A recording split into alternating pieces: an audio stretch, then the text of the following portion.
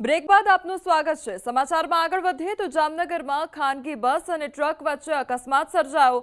ધ્રોલ નજીક ગમખ્વાર અકસ્માત સર્જાયો તો અકસ્માતમાં બસમાં સવાર 10 મુસાફરોને ઈજા પહોંચી છે। ઈજાગ્રસ્તોને સારવાર માટે હોસ્પિટલ ખાતે ખસેડવામાં આવ્યા છે તો પોલીસે ઘટનાસ્થળે પહોંચી કાર્યવાહી શરૂ કરી છે।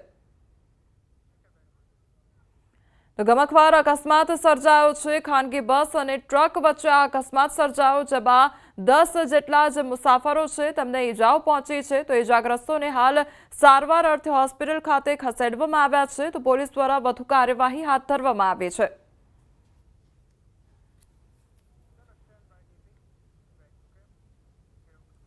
શ્રમ માટે જઈ રહેલા બે મિત્રોને નડ્યો અકસ્માત। ડભોઈ બોડેલી રોડ ઉપર पंचोली नजीक श्रमिक बाइक सवारो पोताना वतन पावी जेतपुरथी वडोदरा तरफ जता हता त्यारे अचानक रस्तामां उभेली ट्रक साथे અથડાતા अकस्मात सर्जायो हतो जे बाद बंने मित्रों रंगीत राठवा અને સુનિલ નાયકનું ઘટના સ્થળે જ મોત નીપજ્યું હતું। સમગ્ર ઘટના બાદ પોલીસ ઘટના સ્થળે પહોંચી અને બંનેના મૃતદેહને ડભોઈ પીએમ અર્થે મોકલી આપવામાં આવ્યા છે।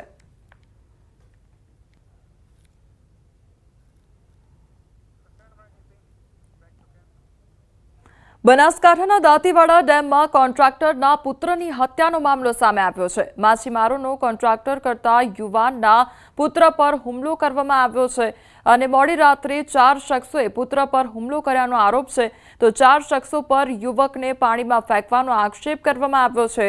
યુવકે બહાર નીકળવાનો પ્રયાસ કરતા શખ્સોએ ધક્કો માર્યો હતો।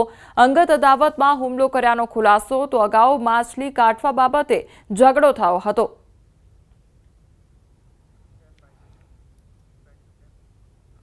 રાજકોટમાં એમ્બરગ્રીસ એટલે કે વહેલ માછલીની ઉલટી સાથે એક શખ્સ ઝડપાયો છે।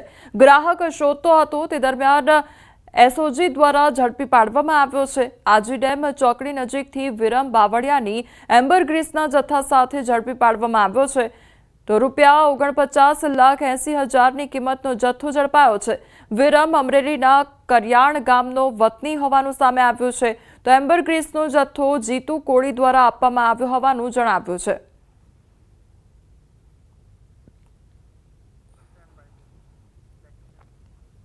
અમદાવાદની ગાયકવાડ હવેલી પોલીસે 34 ઘરફોડ ચોરીને અંજામ આપનાર આરોપીને મુંબઈથી ઝડપી પાડ્યો છે। કાલુપુર વિસ્તારમાં ઘરફોડ ચોરીના કિસ્સાઓ વધતા પોલીસ તપાસ હાથ ધરવામાં આવી હતી। આ દરમિયાન પોલીસને એક ઘરના કાચ પરથી ફિંગરપ્રિન્ટ મળી આવ્યા હતા।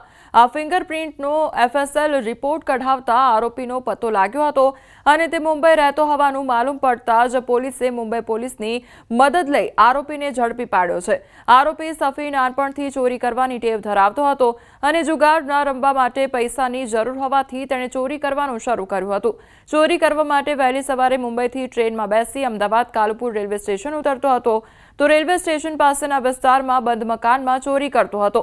સવારે ચોરી કરી રાત્રે ફરી મુંબઈ પહોંચી જતો હતો।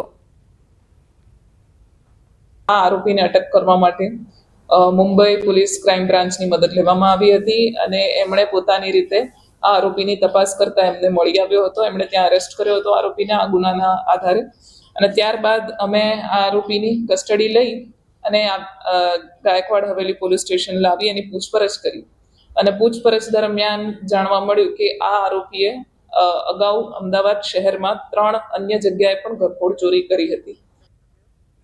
સુરતમાં ભાજપના નેતાઓ કાયદાનું છડેચોક ઉલ્લંઘન કરી રહ્યા છે ત્યારે નેતાજીએ એવા તો સીન સપાટા માર્યા કે પોલીસ પણ મૂક પ્રેક્ષક બની છે। નેતાજીએ પોલીસના જાહેરનામાના લીરે લીરા કાઢી નાખ્યા છે। વોર્ડ નંબર 24ના પ્રમુખ પ્રકાશ ખેડનારે જાહેર માર્ગ પર કેક કાપીને જન્મદિવસની ઉજવણી કરી તો ઉધનામાં આવેલા સાંઈબાબા સોસાયટીના ગેટ પરની આ ઘટના સામે આવી છે। કાર્યકર્તાઓ સાથે ફટાકડાઓ ફોડી જન્મદિવસની ઉજવણી કરવામાં આવી તો જાહેર માર્ગો પર જન્મદિવસની ઉજવણી કરવા પર સુરત પોલીસ દ્વારા પ્રતિબંધ મૂકવામાં આવ્યો છે। પ્રકાશ ખેડનારના જન્મદિવસની ઉજવણીનો વિડીયો સોશિયલ મીડિયામાં વાયરલ થઈ રહ્યો છે। કાયદો બધા માટે એક સમાનનો દાખલો બેસાડવા માટે હવે અનેક સવાલો થઈ રહ્યા છે। ભરૂચની મનોદિવ્યાંગ બાળકોની શાળા કલરવે સરાહનીય પહેલ કરી છે. શાળાના બાળકોએ આ વર્ષે રોશની પ્રોજેક્ટ અંતર્ગત પોતાના હાથે સુંદર અને કલાત્મક દેવડાઓ તૈયાર કર્યા છે.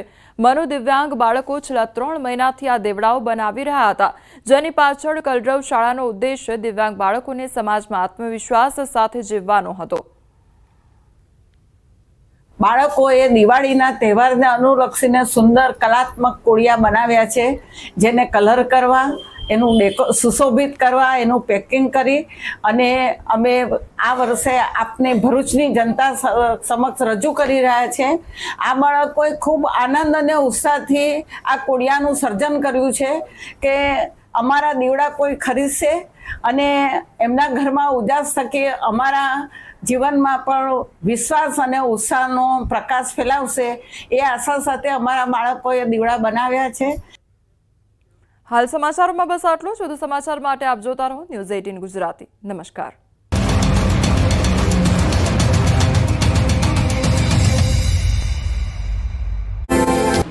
રાજ્યના ખેડૂતો માટે રાહતના સમાચાર આવ્યા છે. ગુજરાતમાં 116 દિવસ સુધી ધબધબાટી બોલાવ્યા બાદ અંતે ચોમાસાએ વિદાય લીધી છે. ગુજરાતમાં વર્ષ 2025નું ચોમાસું પૂર્ણ થઈ ગયું છે. હવામાન વિભાગે ગુજરાતમાંથી ચોમાસાની સત્તાવાર વિદાયની જાહેરાત કરી દીધી છે. આ વખતે રાજ્યમાં સામાન્ય કરતાં 6 દિવસ લાંબુ રહ્યું ચોમાસું. સામાન્ય રીતે 110 દિવસ રહેતી હોય છે ચોમાસાની સિઝન, પરંતુ આ વખતે 116 દિવસની સિઝન રહી. તો 2024માં 126 દિવસનું રહ્યું હતું ચોમાસું. ચોમાસાની વિદાય પ્રક્રિયામાં 24 દિવસ લાગ્યા. 16 સપ્ટેમ્બરથી શરૂ થઈ હતી प्रक्रिया. अभी हमारे राज्य से जो विड्रॉल ऑफ मानसून लाइन है पूरा हमारा राज्य से